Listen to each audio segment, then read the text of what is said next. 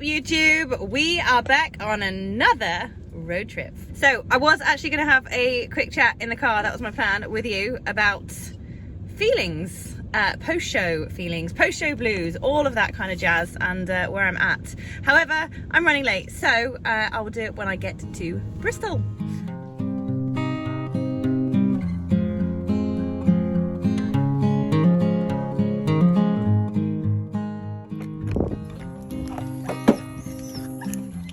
We've arrived! Yeah!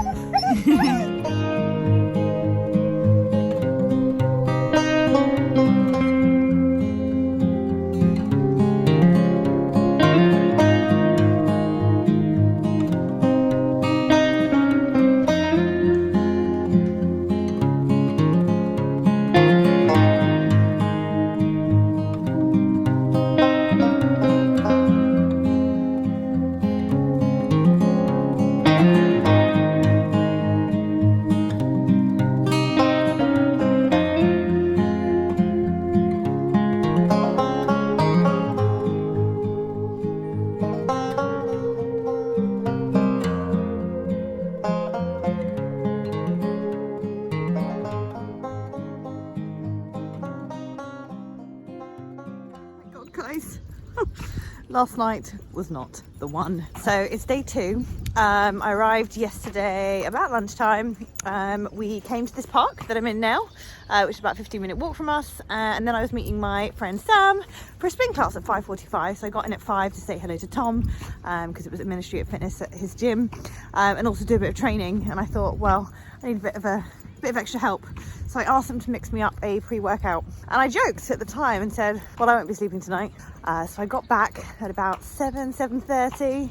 At about 10:30 I went to bed. Oh my God, wide awake, buzzing. The pulse in my head was pounding against the pillow. Anxiety came on like I've never experienced. I was sweating, I had stomach cramps. This is all going on till like 3 o'clock in the morning. I actually took the bedspread from the bed and came downstairs to just sit with the dogs. I just wanted to be with someone. I just felt horrific, and I wanted to hear and feel someone else's heartbeat other than mine that was going like 90 miles an hour. It was not a pleasant evening. Anyway, I was up at 7. I feel actually fine, which is a bit odd. I was supposed to go in and train with someone else this morning, but I've sacked that off. So yeah, hopefully we're back on track. I'm so glad I slept in the end. It was horrid. It was the anxiety more than anything. Far too late to be having a pre-workout. Sometimes when I've had a coffee around 5, I'm fine, and then I'll wake up at like midnight, 1 a.m. and I'll be wide awake. So it was like that, but like 50 times worse with the anxiety. Anyway, we live to fight another day. On the agenda today, we are popping over to see Tom's new house. I'm going to take the dogs over, so we're going to head there now. And then we are heading over to a place called Devil's Pulpit, which I think is Chepstow, I think it's called. So it's about a 40-minute drive from here, about 50-minute drive from Tom's. It's supposed to be absolutely beautiful, gorgeous views of the valley, the river, the forest and stuff. So it'll be a really, really nice walk, and we just plan to spend the day there. So I've got packed lunch for me, I've got packed lunch for the doggos, and we've got a great day for it as well. I thought it was going to be a bit misty, but we've got blue skies-ish. It could be worse.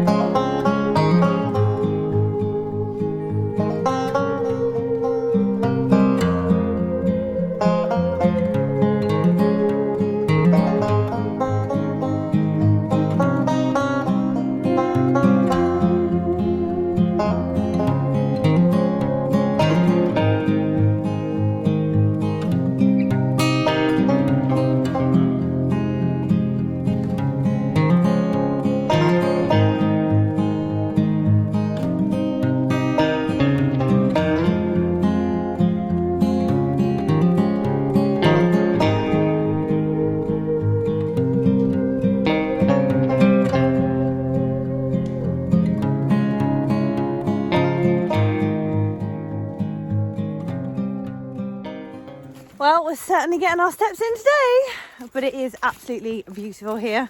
I forgot to bring my hat and my gloves, so I had to swing by the gym and buy a hat from Ministry of Fitness, and didn't have gloves, so I've got my training gloves in me, but thankfully I've been working at quite a pace and I'm quite warm, so it's all good. Fingers are not too cold. But yeah, we've lucked out with the weather, not completely because it's not glorious sunshine, but it's dry at least. So yeah, I'm feeling absolutely knackered. I've had like 0 sleep, but the walk is definitely helping. So we've got quite a bit of a way to go. We actually cheated. We came in at the top and I realised, I was like, oh, we haven't done the whole walk. So it took us only like 20 minutes to get to the view. So I started walking down and I was like, I'm sure there's another entrance, like it's like a loop. Anyway, I've been walking for like miles. Let me check Google Maps, and thankfully there is, but it's miles away.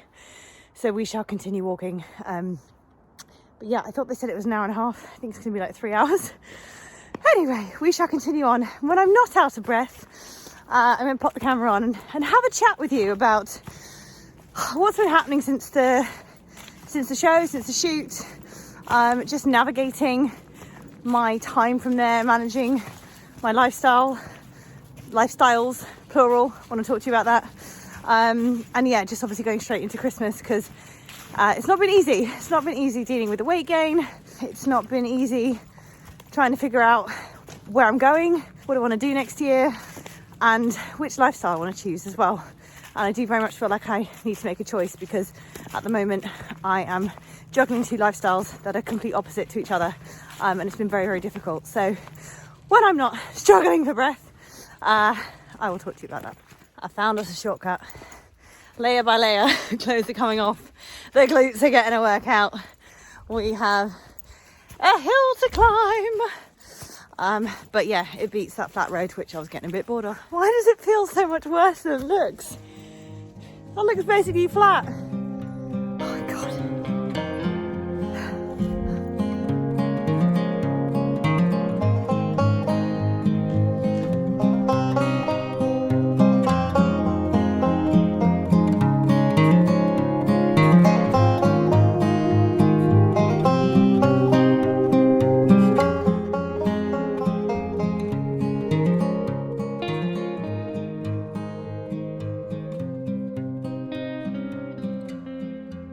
So we're back in the car. I didn't find anywhere that looked dry or comfortable to sit and chat, and I'm dying for a cup of tea.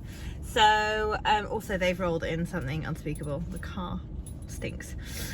So I'm dying to get home for a cup of tea and to shower these guys and clean up their collars, which are mangled with God knows what. So we will have our chat then.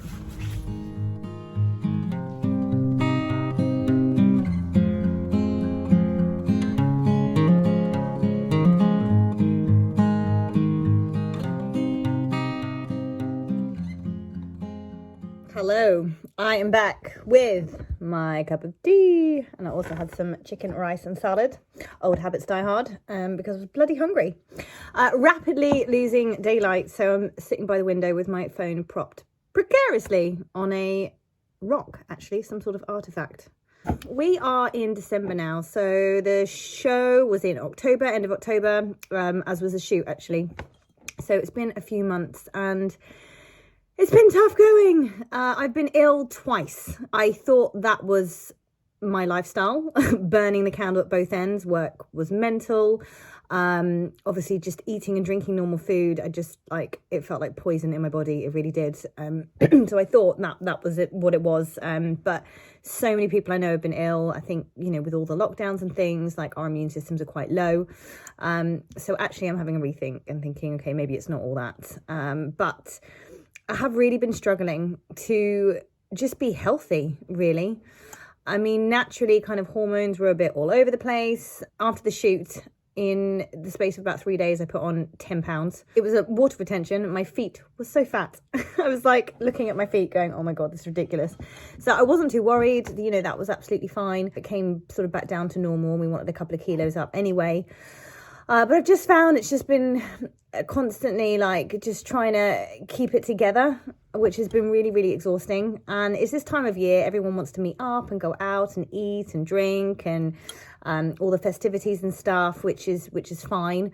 But on top of that, it's just been a massive shock to my system. And I've just really, really struggled. And I can really feel the impact of just certain foods and things. And it's a control thing as well, because all human beings like to feel like we're in control.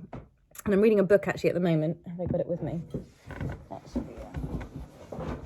I've only just started it. This one here. So far so good. I'm really like not far in at all, as you can see. But it was talking about how we have the need for control. And like, for instance, if you're stuck in traffic and you can go an alternative route, even if it kind of takes you longer, but you're moving, you're in control of making that decision. So you feel better about it, even though technically it takes you longer to get there. And I've done that. I don't know about you. You know, we feel better when we're in control. And having been on a prep with everything kind of measured out, everything very controlled, everything very focused and focused on one thing, which isn't realistic in life. It's a temporary situation. It's really hard to then try and add sort of things back in your life without everything feeling like it's falling apart. And so that has been kind of my main struggle. And I picked up a saying actually when I was in rehab, like back in, oh my God, years ago, 2009, I think. Yeah, 2009, 2008, of addicts being in control of being out of control. And I remember that just resonated with me so much. And I'm like, that's me. When things are falling apart, I go, right, okay, well, I'm in control and I'm going to make them fall apart further. And so I know this goes back to like self-sabotage and stuff. And it's why we do it, because when things are outside of our control, then we want to gain control somehow. And if we're not able to, then we'll just be in control of making things further out of control. And that's kind of what's been going on with me recently. And also it's, why I started this journey back in January with, the things that are outside of my control in terms of business. We were in lockdown, going into another year of it. I was like, I can't cope. I need to control something. And the only thing I could control was me and sort of the daily things that I do, which is my habits and my routine. And that's when I got into, my kettlebell in the morning, and I guess controlling behaviors around food. But it was beneficial to me. I'd put on a lot of weight. There was no kind of routine as such. So I needed to put something in there. And that's why I had the goal of the show, which turned out to be a shoot, which really helped me to focus and to, get up in the morning and do my routine and do my things over and over again, which was supporting me and supporting a healthy lifestyle and supporting my mental health, supporting my physical health. So it was all good stuff. But as much as I was trying to create a sustainable, positive movement in my life, which I did, that then took over. And so where I'm kind of at now in terms of going into next year is, I'm sure I've mentioned this before, that, I ended up doing another show in October because I wanted to practice, loosening the strings a bit, sort of living a normal life and then coming back to it again, and how easy that was, sort of coming on and off, so that I could find the equilibrium. But now what I'm finding is I'm just dying to do another prep again, because I'm very uncomfortable not living in such a controlled way. And that's not healthy either. So this is where I'm at. And obviously Christmas, everything is like magnified because you wouldn't normally be out eating and drinking as much as possible. Either way, also, I got my menstrual cycle back. I meant to mention that on the last video. So that's a good thing because I haven't had a cycle since April. I don't know my full plan for next year in terms of physical, actual goals, but I want to try and find some balance. I've certainly been measuring and tracking more in business now. We've actually had a very good year, one of our best, but then we've got a backlog of last year. So, I mean, it all kind of evens out in that respect, but I just really want to kind of ride on that boom. And I'm taking what I've learned about tracking and, you know, monitoring things and progress and stuff in my own personal life with my physique and with my training and my food and my routine and everything. I'm kind of moving that over to business, and I feel much more in control of things now as well. So that, you know, that's a positive. And I always think these things are very kind of transferable in your work life and your personal life, which is why I'm always referring to work life and personal life, and making those, you know, making the connections between the two so everything works in harmony, because there's no point living two separate lives. But on the separate life thing, I mentioned about, two lifestyles. And, you know, the old me pre-pandemic was out eating and drinking a fair bit. I'm often meeting clients, I'm often meeting suppliers, and then I have my friends and my family as well. And, you know, it's Western culture. Everything evolves around food or drink when meeting up. It's been difficult because I feel the resistance, or not the resistance, but the judgment from people sort of, you know, when I've said in the last sort of couple of months or so to people, like, I just can't, you know, I can meet you for a coffee, I can't do food. And it's like, oh, you're so boring, or this is really obsessive, are you okay? And it's only because I know another way. And I'm not saying it's a completely better way, because I definitely have some work to do there. But I know what I know now. And I know, you know, just from tracking, you just realize how much is it kind of in food. And I get serious anxiety now eating out. I love to eat out, but I'd rather go all out and really enjoy a meal and not worry about it once in a blue moon and really enjoy that. But having to meet people, you know, multiple times a week and not being able to track any of that, it brings up a lot of anxiety in me. And that's not necessarily a bad thing. It's just because I know now, I know what's kind of in stuff. And it's the same, it will be the same in business. And I've often kind of hid under the duvet as such with business and tracking stuff, because I don't want to know. And you know what? A lot of people don't want to know. And a lot of people, you know, everybody's got different ideals, and it's not about the way I look. And that's why I think it comes back to that control thing that I'm mentioning earlier, and just having that control, because that makes me feel secure in myself. And security, when I feel secure, I feel confident. I am able to get out there and do more stuff, and I just feel generally better about things, and can conduct my daily life much more productively, making better decisions and not hiding. That's kind of where I'm at. It hasn't been an easy ride. It never is. I tried not to book in a load of dinners and meetups and things after this, because I remember back in 2018 when I did a show, like, you know, what happened, and you know, it's a shock to the body, of course. But yeah, it's just been unavoidable because of the time of year it is, and also winter with lots of bugs and things kind of flying around, lots of people getting ill. So that was a bit unfortunate. Having said that, I wasn't really giving myself enough rest, and those two illnesses, again, I always like to find the benefits in a bad situation. They forced me to rest, and I felt better, so much better after both of them. And at the moment, I'm giving myself some more rest, and hence why I'm here. And I just buggered off for a couple of days. But rest is so important, because we just don't function well without it. And then eventually something will take us down. We'll get ill, we'll be completely wiped out, and then we can't do anything at all. So it's just so important to give ourselves a rest. I think rest is more important, and I know I said this in the Q&A, than a lot of other things, because we make better decisions when we're not tired. We make better decisions when we're not stressed. We make better decisions when we're not fearful or anxious. And rest provides all those things for us, and it allows our bodies to recover, our brains and minds to process everything. So rest is awesome. Rest is awesome, really. So anyway, that I'm waffling on now, but that's where I'm at. It's been a challenging time, as it would be, as anyone who comes off, you know, a hardcore sort of thing, like, you know, competing in a show, or really dieting down for a shoot, or training, I don't know, for whatever, some big goal. It's always challenging afterwards to get back into life, but I'm having to let go of some of my old lifestyle, and that's not a problem. It's the people that are attached to it that's difficult. It's not to I can't see these people. It's just I kind of have to educate them on how I'm feeling and not feel like I can't speak up and I should just kind of go along with it, because you know, there's a saying, you're the average of the 5 people that you spend the most time with. And you know, when you are with people, you do easily adopt their behaviors, their habits. You know, we mirror each other, and you know, languages and actions and things like that. So it's just important to set the boundaries there.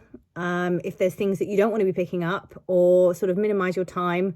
But you know, boundaries would be, for me, saying, yeah, meeting up for coffees and walks instead of meals out and things. And there's been a few of my friends, you know, everyone's been massively supportive, 100%, but they're like, oh, we'll wait till afterwards and then we'll go out to eat. And I just feel like, and it's not their fault because I didn't get it either, but it can't work like that, because then you just have a backlog of stuff. So what was the point in doing anything in the first place if you're trying to make sustainable change?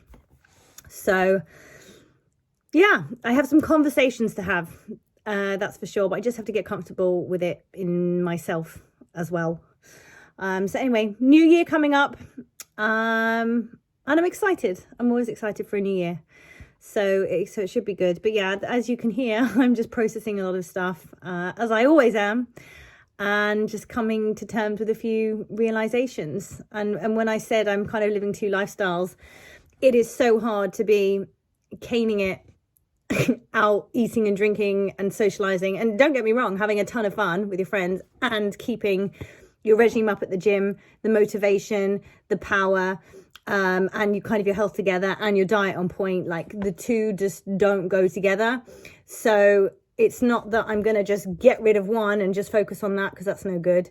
I think it's really a case of finding that balance between the two, and the balance that I'm happy with, and the balance that keeps me healthy and allows me to do both, because I don't want to give up. I'm a very sociable person, and I do like a drink, as I'm sure you know, and I do love my food very much. I do love my food, but I also really love the routine of meal prepping, and that as well. So it's just working out that balance, and I think that's something that you just have to do and work out as you go along. And it's not necessarily one you can sit there and write on paper and go, right, I'm going to go out X amount of times in a week, and this is how many times I'm going to train, and blah, blah, blah, because life happens, life gets in the way. There's stuff is always coming up that's going to knock you off track, so there needs to be a bit of flexibility there. So anyway, as always, I'm learning as I go along. So we're all packed up, the car is loaded, and we are leaving our lovely little coach house, which has just been so nice. It's so cozy and warm and relaxing, but it's still spacious at the same time, so it's been perfect for 3 of us. Yeah, it's just been amazing. So anyway, we are heading back to London today, but we've got quite a few stops beforehand. So we're gonna check out Leigh Woods for a walk. Technically it's about 20 minutes out of our way, and we're going via Hampshire to see a friend of mine who has a lovely Spanish restaurant there. So Castle Combe is on our way, and it's beautiful there, but Arthur and I have done it before, so I feel like we should go somewhere new. So we're going to head over to Leigh Woods, have a quick hour there, and then it's about a 2-hour drive, I think, over to Hampshire, for some food, for some lunch.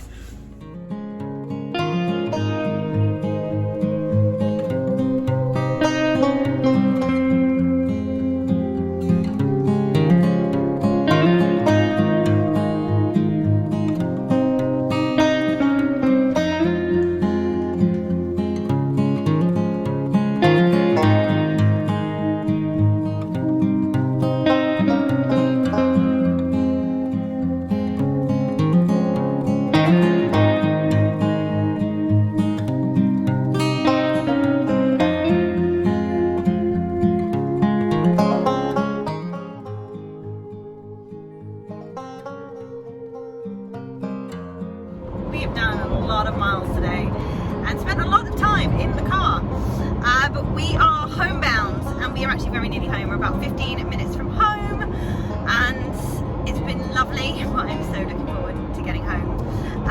So it's been a rush around the last sort of 5 hours or so. I've not really had any time to take any footage of anything, but we had an amazing time in the woods. I absolutely just love being in woodland. I find something really magical about it. It's just more interesting to be walking around woodland rather than like flat green open spaces, even if they do have nice views.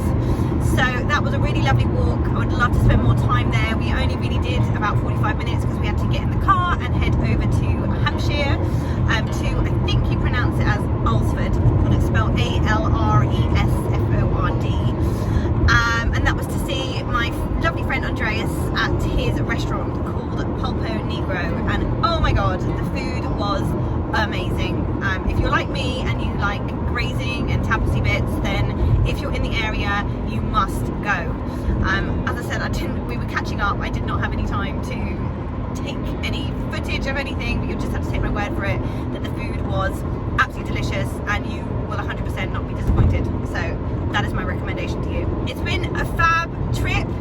As always, it's not really fully relaxing. There's always something to do. I was panicking that I didn't have a book to read, so I quickly ordered a book before I went. Have I touched that book? No. Have I really had time to sit down and do nothing? No. But it's all good. I always find just being in new environments, around new people and seeing new things just really energizing. So I know I'm going to sleep easy tonight, that's for sure.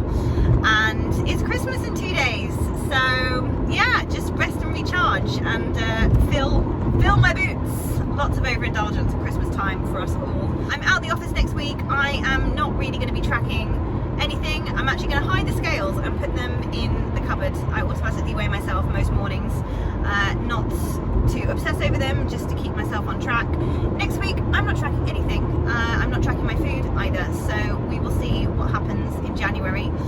As for plans for the future, I'm still undecided because the world is undecided with everything going on at the moment. I'm just undecided what I'm going to be doing, whether I'm going to be able to go to Spain for a couple of months, which is the plan, and obviously that kind of gets in the way of a lot of things, especially if I was going to compete, but I'm pretty sure I'm not going to be doing. But I did want to run some experiments because I like to test things and experiment with myself and give myself a challenge. So I am thinking about a flexitarian challenge in the new year, and I'd like to do a cut anyway, like a mini cut, which I think is a really good reset, just for routine, for habits, for diet, a bit of a detox for the system. So I definitely will be doing that in January, probably not straight off the cuff, probably around the 10th or sort of second week of January. But what I might do is also combine that with a flexitarian diet. I was thinking about vegan, but what I think would be better is doing sort of a more plant-based, so vegan Monday to Friday, and then allowing meat on the weekends, because I'm really intrigued to see how my body reacts to meat after sort of not having it for sort of 5 days, because I'll be able to feel that on the Monday. Whereas if I go into vegan and then just stay there, then of course when I come off it, it's going to be a big shock to the system. It's going to be a shock either end, to be honest. So I thought that might be quite a nice little challenge that I do for 4 weeks and just see how it affects my insides, my energy levels, also my physique as well, and I can document all of that. But I'm not hell-bent on it, I'm not completely set on it, so if you've got any ideas for a challenge or an experiment for me, then I am game for most things, so drop it in the comments below. Let me know what you think I should be doing and whether you think my current plan for January with my flexitarian mini cut is a good idea. But that's it for this episode. I'm sorry there's footage lacking of today, but as I said, I highly recommend Lee Woods if you're ever in Bristol for a wander about. It's gorgeous. And I absolutely recommend you checking out Pulpo Negro in Hampshire as well. And of course, if you're in Bristol and you want to go to the gym, then hit up Ministry of Fitness, which is Tom's gym. But I'm going to leave it there for now, and I will speak to you soon. All right, guys, take care.